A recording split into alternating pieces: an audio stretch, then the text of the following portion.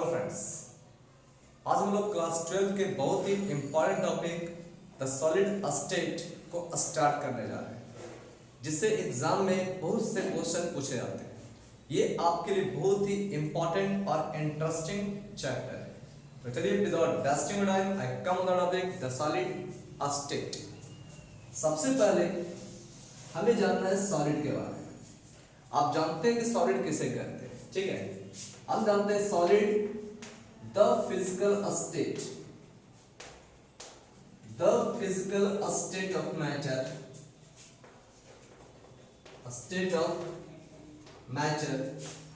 having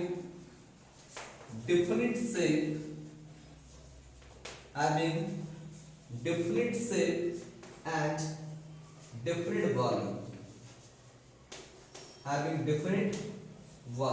इसके बारे में आप लोग जानते हैं कि सॉलिड वैसा फिजिकल स्टेट ऑफ मैटर है जिसका डिफरेंट शेप और डिफरेंट वॉल्यूम होता है। लेकिन आज हमें यह जानना है कि आखिर इसका डिफरेंट शेप और डिफरेंट वॉल्यूम क्यों होता है, ठीक है। डिफरेंट शेप और डिफरेंट वॉल्यूम होने का मतलब है कि the constituent particle of solid, the constituent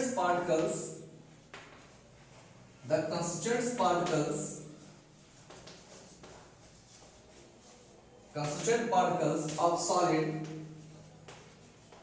are arranged in a different way, which gives a solid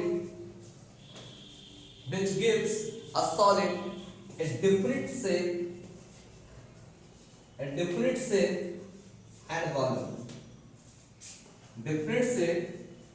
and volume। ठीक। अब कहा जा रहा है कि सॉलिड का डिफरेंट शेप और डिफरेंट वॉल्यूम क्यों होता है, क्योंकि the constituent particles of solid are arranged in a different way. Solid जिस कंस्टिट्यूएंट पार्टिकल से मिलकर बनता है वो कंस्टिट्यूएंट पार्टिकल्स आपस में एक डिफरेंट अरेंजमेंट में अरेंज होते हैं, डिफरेंट वे में अरेंज होते हैं, ऑर्डरली मैनर में अरेंज होते हैं। इसी कारण जो है it gives a solid a different shape. इसी कारण this arrangement gives a solid a different shape. इसी कारण सॉलिड का एक डिफरेंट शेप होता है, ठीक है। लेकिन अब एक चीज और जानना है यहाँ पर कि आखिर ये जो पार्टिकल्स होते हैं, constituent of particles are bonded to each other with the strong force of attraction। ये जो पार्टिकल्स होता है constituent particles of solid are bonded to each other, वो एक दूसरे से bonded होता है। कैसे bonded होता है? With the strong force of attraction, and that's why we can say solid is so rigid। इसी कारण solid जो होता है बहुत ज्यादा rigid होता है और हार्ड होता है, ठीक है। अब आप ये समझ चुके होंगे क्योंकि सॉलिड के केस में constituent particles are arranged in a different way, in different order, and then it give a different shape and volume. इसके अलावा this constituent particles are bonded to each other with the strong force of attraction, and that's why we can say solid is so hard and rigid, ठीक है। And then it give a different shape, और इसी का इसका different shape भी होता है, ये रिजिड होता है, ये बहुत ज्यादा हार्ड होता है। क्यों होता है? क्योंकि particles are closely packed to each other in case of solid, ठीक है। तो सॉलिड के केस में क्या होता है? Particles are so closely packed to each other, are so nearly to each other, which makes a different shape, जो क्या करता है? इसको एक डिफरेंट शेप देने का काम करता है, ठीक है। अब आप ये समझ चुके होंगे कि आखिर सॉलिड का मतलब क्या होता है, ठीक है। अब हम ये जानेंगे सबसे पहले आखिर क्रिस्टल किसे कहते हैं। क्रिस्टल का मतलब क्या होता है? हम जानते हैं कि ये भी एक तरह का सॉलिड है, ठीक है। तो आखिर किस तरह का सॉलिड है? तो याद रखना यहाँ पर कि क्रिस्टल जो होता है वो एक तरह का ट्रू सॉलिड है। क्रिस्टल क्या होता है? एक तरह का ट्रू सॉलिड होता है, ठीक है। और ट्रू सॉलिड का मतलब क्या होता है कि इसके पास एक कैरेक्टरिस्टिक शेप होता है, ठीक है। यानी कहने का मेरा मतलब क्या हो रहा है कि क्रिस्टल भी क्या होता है? एक तरह का सॉलिड है। कैसा सॉलिड है? ट्रू सॉलिड है। ट्रू सॉलिड का मतलब क्या हो रहा है कि जिसके पास एक डिफिनिट शेप होता है, जिसका एक कैरेक्टरिस्टिक शेप होता है, उस सॉलिड को हम क्या करते हैं? क्रिस्टल का नाम देते हैं, ठीक है, या ट्रू सॉलिड का नाम देते हैं, ठीक है। इसके अलावे कहा जा रहा है कि ये जो क्रिस्टल सॉलिड होता है ये थ्री डायमेंशनल ज्योमेट्रिकल सॉलिड होता है। तो three dimensional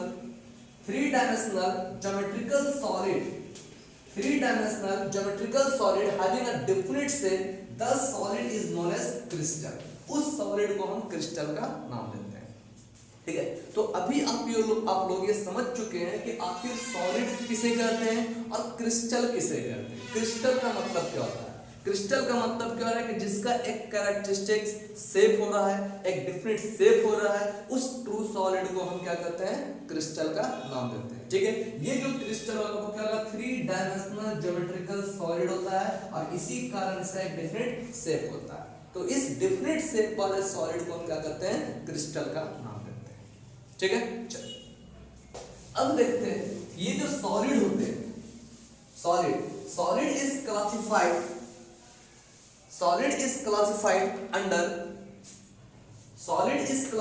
under amorphous solid or crystalline solid, amorphous solid और crystalline solid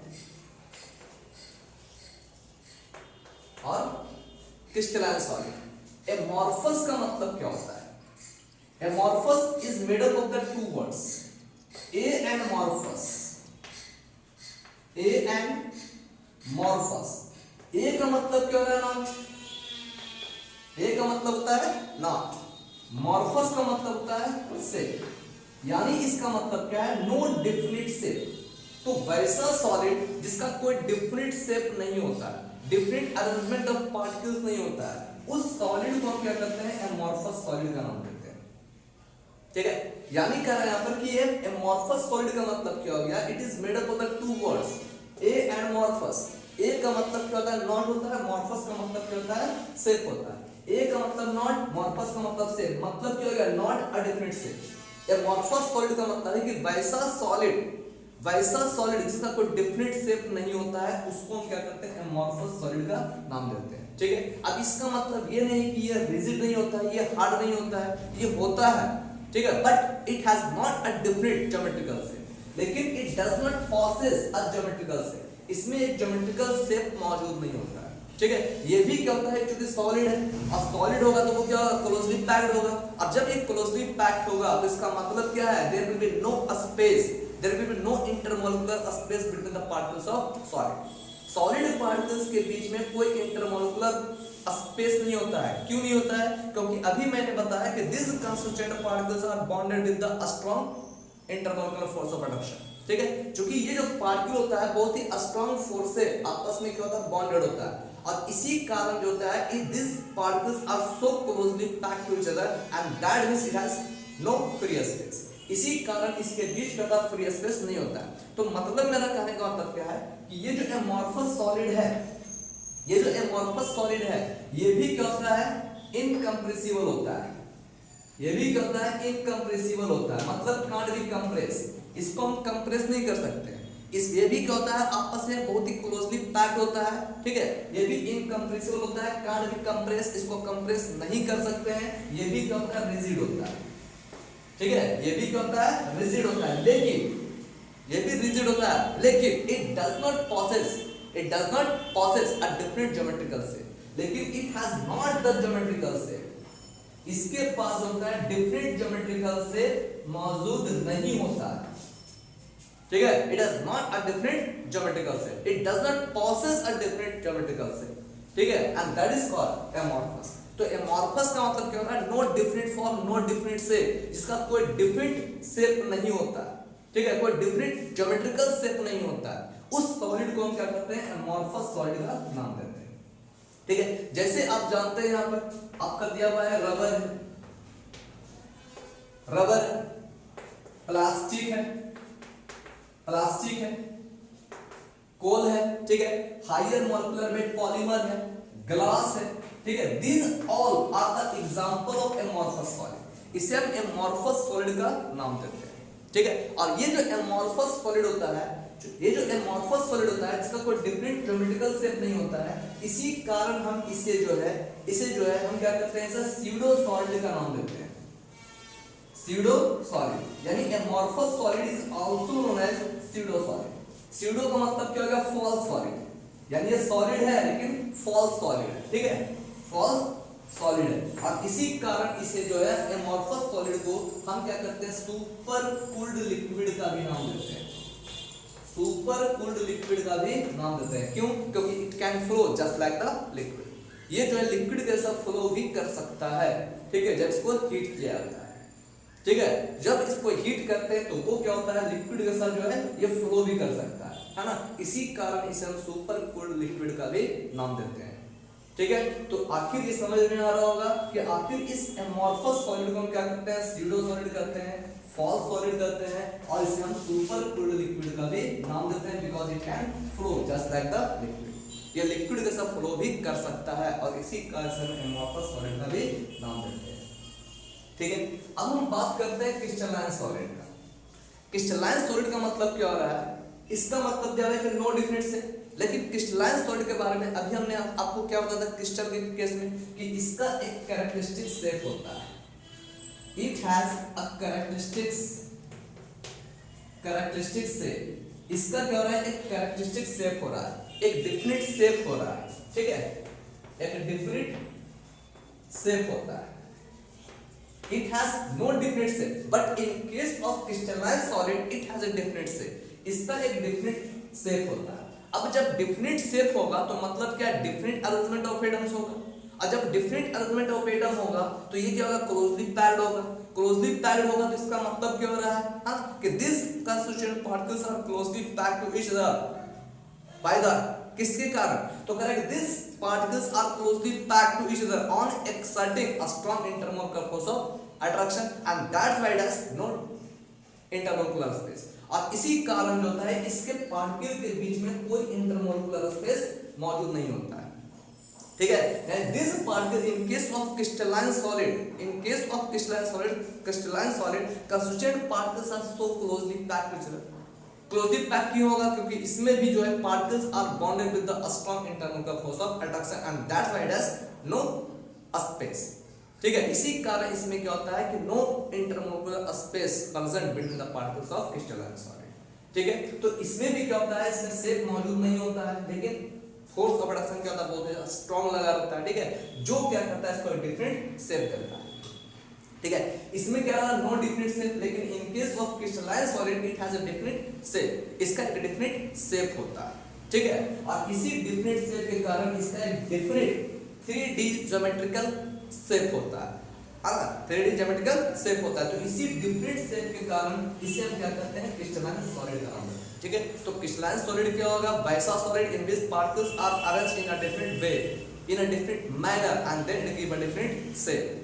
different geometrical shape, और इसी सॉलिड को हम क्या करते हैं, क्रिस्टलाइन सॉलिड का नाम देते हैं, ठीक है। तो आप ये समझ चुके हैं क्रिस्टलाइन सॉलिड का मतलब क्या हो गया, डिफरेंट शेप वाला सॉलिड, ठीक है, इसमें डिफरेंट अरेंजमेंट वाला सॉलिड, और इसी कारण इस क्रिस्टलाइन सॉलिड को हम ट्रू सॉलिड का नाम देते हैं, ठीक है, ट्रू सॉलिड का नाम देते हैं, और इसमें क्या होता है, 3D ज्योमेट्रिकल शेप होता है, 3D ज्योमेट्रिकल शेप होता है, यानी कहने का मतलब क्या है कि इसका एक डिफरेंट शेप होता है, इसे हम क्या करते हैं, क्रिस्टलाइन सॉलिड का नाम देते हैं, ठीक है।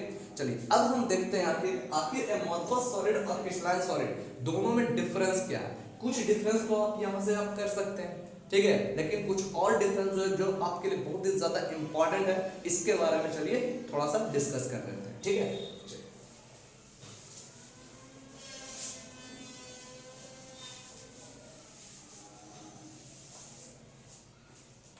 अब कर रहे हैं यहाँ पर, तो अभी मैंने बताया कि solid is classified under amorphous solid और क्रिस्टलाइन सॉलिड, और क्रिस्टलाइन सॉलिड, ठीक है। सबसे पहले एमॉर्फस सॉलिड के बारे में हम लोगों ने क्या जाना, इसका मतलब क्या होता है, no form, no different form, मतलब क्या होगा, no different arrangement of atoms, जब नो फॉर्म होगा तो नो डिफरेंट शेप होगा, नो डिफरेंट शेप होगा, ठीक है, इसका कोई डिफरेंट शेप नहीं होगा, लेकिन इस केस में क्या होगा, इसका एक डिफरेंट शेप होगा, एक डिफरेंट शेप होगा, ठीक।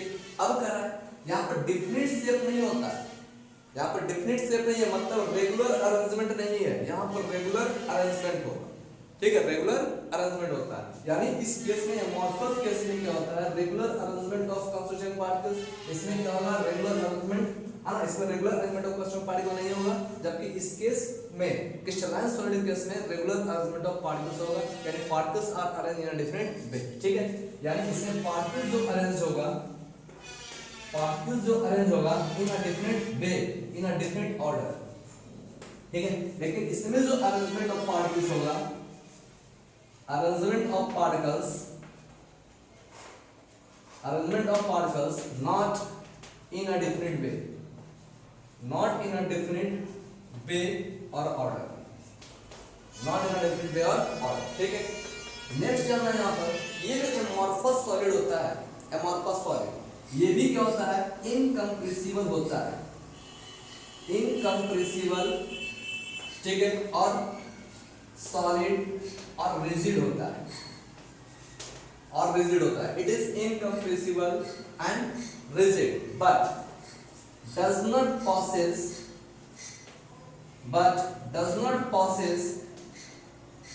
a definite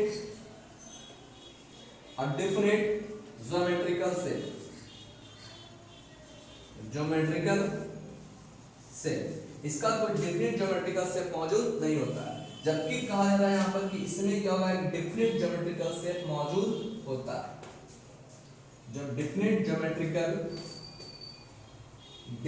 ज्योमेट्रिकल शेप इसमें क्या होता है, मौजूद होता है, ठीक है।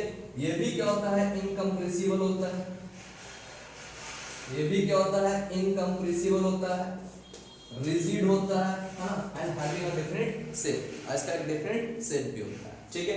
चलिए और देखते हैं, डिफरेंट शेप होता है, ठीक है। इसका क्या कर रहा है, ये जो एमॉर्फस सॉलिड होता है, एमॉर्फस सॉलिड, ठीक है, इस एमॉर्फस सॉलिड का ये क्या होता है, इट मेल्ट्स, ये क्या होता है, मेल्ट करता है, ठीक है, कह रहा है it melts over a wide range of temperature, over a wide range of temperature, over a wide range of temperature, जबकि ये क्या है, क्रिस्टलाइन सॉलिड, कह रहा है it has a sharp melting point, मतलब इसका मेल्टिंग पॉइंट क्या होता है, वेरी हाई होता है, इसका मेल्टिंग पॉइंट होता है वो क्या होता है, बहुत ही ज्यादा हाई होता है, ठीक है। यानी इस क्रिस्टलाइन सॉलिड का क्या होता है, वेरी हाई मेल्टिंग पॉइंट होता है, ठीक। इसके अलावा जानना है यहाँ पर, ये जो एमॉर्फस सॉलिड होता है, amorphous solid is isotropic in nature, ये क्या होता है, आइसोट्रोपिक इन नेचर होता है, ठीक है, आइसोट्रोपिक इन नेचर होता है, जबकि ये जो होता है वो क्या होता है, एनिसोट्रोपिक इन नेचर, ये जो होता है एनिसोट्रोपिक इन नेचर होता है, एनिसोट्रोपिक इन नेचर होता है, ठीक है। अभी हम लोग डिस्कस करेंगे कि आखिर आइसोट्रोपिक का मतलब क्या होता है और एनिसोट्रोपिक का मतलब क्या होता है, ठीक है, इसके बारे में हम लोग अभी डिस्कस करेंगे, ठीक है। इसके अलावा देख लीजिए यहाँ पर, ठीक है, कह रहा है एमॉर्फस के केस में हीट ऑफ फ्यूजन जो होता है, हीट ऑफ फ्यूजन जो होता है ना, हीट ऑफ फ्यूजन जो होता है, ये कहता है फिक्स नहीं होता है, ठीक है, यानी कहने मतलब लो होता है या फिक्स नहीं होगा, नो फिक्स्ड, ठीक है, फिक्स नहीं होगा, ठीक है। यानी कहने का मतलब क्या है कि एमॉर्फस के केस में हीट ऑफ फ्यूजन जो होता है वो कहता है लो होता है और फिक्स नहीं होता है, ठीक है। लेकिन इसका क्या होता है, हीट ऑफ फ्यूजन जो है, heat of fusion in case of crystalline solid is very high, ठीक है, इसमें हीट ऑफ फ्यूजन क्या होता है, बहुत ही ज्यादा हाई होता है, ठीक है। इसके अलावा दिया हुआ है कि it can't be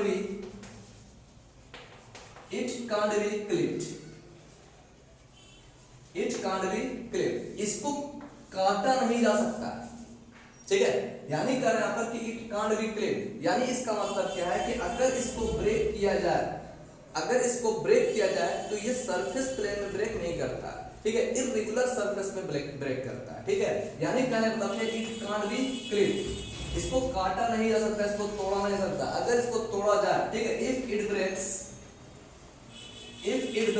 ठीक है, then gives irregular surfaces।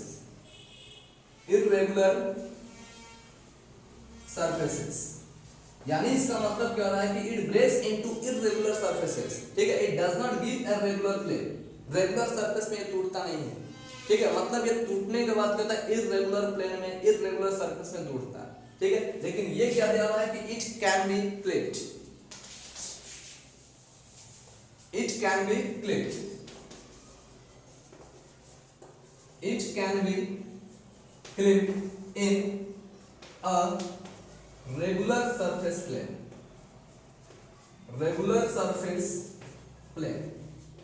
ये रेगुलर सरफेस प्लेन में क्या होता है, ये टूट जाता है, ठीक है। इसे हम क्या कर रहे हैं, क्रिस्टलाइन सॉलिड का नाम दे रहे हैं, इसे हम एमोर्फस सॉलिड का नाम दे रहे हैं, ठीक है। एमोर्फस सॉलिड का एग्जांपल क्या क्या होता है हम लोग जान चुके हैं, ग्लास है, रबर है, प्लास्टिक है, ठीक है। जबकि क्रिस्टलाइन सॉलिड का जो एग्जांपल हो रहा है, हाँ, वो क्या हो रहा है, आपका डायमंड हो जाएगा, ग्रेफाइट होगा, ठीक है। This are the example of crystalline solid जो बहुत ही ज्यादा हार्ड होता है, ठीक है। तो अब आप लोग ये समझ चुके होंगे कि आखिर एमोर्फस सॉलिड और क्रिस्टलाइन सॉलिड में क्या डिफरेंस है, ठीक है। अब हम बात कर लेते हैं थोड़ा सा आइसोट्रोपिक और एनिसोट्रोपिक, ठीक है। देखिए यहाँ पर आइसोट्रोपिक और एनिसोट्रोपिक का मतलब क्या होता है। आइसोट्रोपिक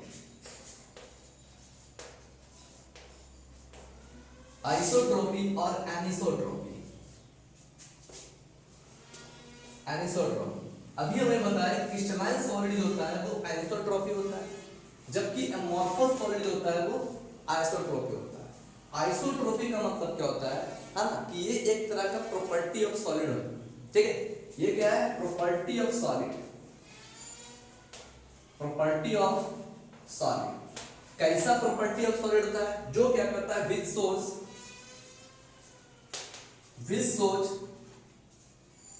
similar physical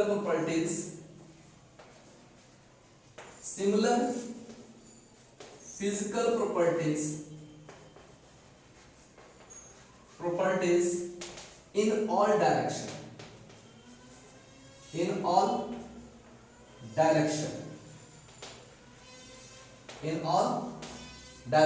इसका मतलब क्या हो रहा है, ध्यान दीजिए, कहा जा रहा है कि ये एक तरह का प्रॉपर्टी ऑफ सॉलिड है, और इस प्रॉपर्टी के कारण ये जो एमोर्फस सॉलिड होता है, ये क्या करता है, इसको similar physical properties in all direction, ठीक है। ये ऑल डायरेक्शन में सिमिलर फिजिकल प्रॉपर्टीज को शो करता है, ठीक है।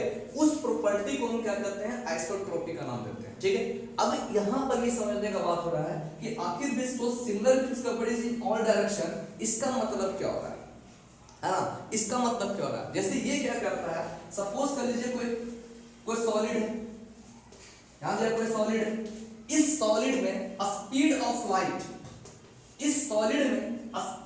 लाइट जो होता है ना, स्पीड ऑफ लाइट जो दिया हुआ है, ये लाइट ट्रांसमिट करता है, ठीक है, लाइट ट्रांसमिट करता है in all the direction in similar way, ठीक है। यानी इसका मतलब क्या है कि इसमें जो लाइट इंटर करता है तो वो क्या होता है, हमेशा सेम होता है, इसका डायरेक्शन जो होता है, speed of light remains the same in all the direction. जब इस सॉलिड से लाइट को अगर पास किया जा रहा है, ठीक है, लाइट को जब पास किया जा रहा है तो speed of light remains the same, ठीक है। तो इसमें स्पीड ऑफ लाइट जो है वो रिमेन्स द सेम होता है। इस एमोर्फस सॉलिड में अगर हम लाइट को पास करते हैं, ठीक है, तो इसका मतलब क्या रहा है कि speed of light remains the same in amorphous solid, ठीक है। Speed of light remains the same in amorphous solid in all the direction, यानी सभी डायरेक्शन में स्पीड ऑफ लाइट जो होता है वो सेम होता है, ठीक है। अब सोचिए जब स्पीड ऑफ लाइट सेम हो रहा है तो इसका मतलब क्या है कि ये जितना भी सॉलिड पार्टिकल्स, जितना भी इसमें प्लेन होगा, इस एमोर्फस सॉलिड में जितना भी प्लेन होगा, जितना भी सरफेसेस होगा, वो सरफेस से वो सरफेस से स्पीड ऑफ लाइट जब पास कर रहा है उसमें स्पीड ऑफ लाइट पर कोई चेंजिंग नहीं हो रहा है, मतलब speed of light remains same है in all the direction when it pass through the amorphous solid. ठीक है, जब एमॉर्फस सॉलिड के सरफेसेस से जब लाइट पास किया जाता है तो उस लाइट का स्पीड जो होता है वो हमेशा क्या होता है, सेम होता है इन ऑल द डायरेक्शन। यानी इसका मतलब क्या, it does not depend on the direction. ठीक है, यानी इसका जो मतलब जो हो रहा है, इसका मतलब हो रहा है कि speed of light remains the same, it does not depend on the direction, है ना। यानी स्पीड ये डायरेक्शन पर ये क्या हो रहा है, डिपेंड नहीं करता। इसका मतलब चूंकि लाइट जो है अगर एमॉर्फस सॉलिड से पास कर रहा है वो हमेशा सेम है, तो ये क्या इंडिकेट कर रहा है कि हर प्लेस पर, हर सरफेसेस पर एमॉर्फस सॉलिड के हर सरफेस का प्रॉपर्टीज क्या होगा, सेम होगा। और इसी सेम प्रॉपर्टीज के कारण स्पीड ऑफ लाइट क्या रिमेंस द सेम है इन ऑल द डायरेक्शन। ठीक है, यानी इसका मतलब क्या है कि इट फिजिकल प्रॉपर्टीज होता है, physical property of amorphous solid, it does not depend on the direction. ये डायरेक्शन पर डिपेंड नहीं करता है, इसी कारण जो दिया हुआ है, इसी कारण speed of light remains the same in all the direction. ठीक है, it does not depend on the direction of light. ठीक है, ये इस पर डिपेंड नहीं करता और इसी प्रॉपर्टी को क्या कहते हैं, आइसोट्रोपी का नाम देते हैं। ठीक है, इसी प्रॉपर्टी को क्या कहते हैं, आइसोट्रोपी का नाम देते हैं। ठीक है, तो आइसोट्रोपी का मतलब आपको समझ में आ रहा होगा कि same physical properties, we show the same physical properties in all the direction, it does not depend on the direction. ठीक है, यानी किसी भी डायरेक्शन में इसका फिजिकल प्रॉपर्टीज क्या होता है, सेम होता है। ठीक है, और जब फिजिकल प्रॉपर्टीज सेम है तो speed of light remains the same, और जब speed of light remains the same होगा तो इसका मतलब क्या है, refractive index also be the same. ठीक है, क्योंकि जब रिफ्रैक्टिव इंडेक्स चेंज नहीं होगा तो स्पीड ऑफ लाइट चेंज नहीं होगा, है ना। तो यानी जब कहें कि speed of light remains the same in all the direction, then the refractive index of the light will be same. तो उसका रिफ्रैक्टिव इंडेक्स जो होगा वो भी क्या होगा, सेम होगा। ठीक है, लेकिन अब इस केस में क्या कर रहा है, एनिसोट्रोपिक केस में, एनिसोट्रोपिक केस का मतलब दिया हुआ है कि ये क्रिस्टलाइन सॉलिड, इस क्रिस्टलाइन सॉलिड में जब लाइट पास करता है then it shows different properties in different direction.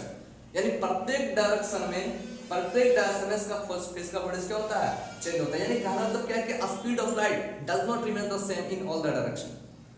ठीक है, इसमें क्या हो रहा है कि speed of light does not remain the same, does not remain same in all the direction, है ना, in all the direction यानी सभी डायरेक्शन में speed of light remain same नहीं होता। ठीक है, speed of light does not remain same in all the direction, इसका मतलब क्या, it shows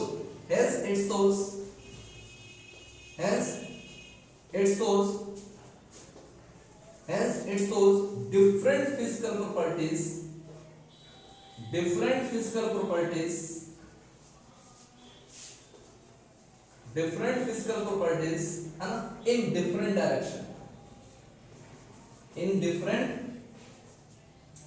different direction।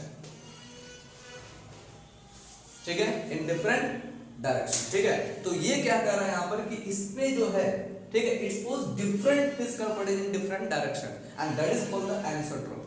Hence we can say crystalline solid जो होता है वो एनिसोट्रोपिक इन नेचर होता है, जबकि हम कह सकते हैं यहाँ पर कि एमॉर्फस होता है वो आइसोट्रोपिक इन नेचर होता है। ठीक है, आई होप आपको ये लेक्चर अच्छा लगा होगा, तो प्लीज लाइक, शेयर और सब्सक्राइब जरूर करें। और इसके बाद हम लोग आएंगे टाइप्स ऑफ क्रिस्टलाइन सॉलिड, है ना। इसके बाद हम लोग टाइप्स ऑफ क्रिस्टलाइन सॉलिड के बारे में डिस्कस करेंगे। तब तक के लिए सेफ रहें। Thank you.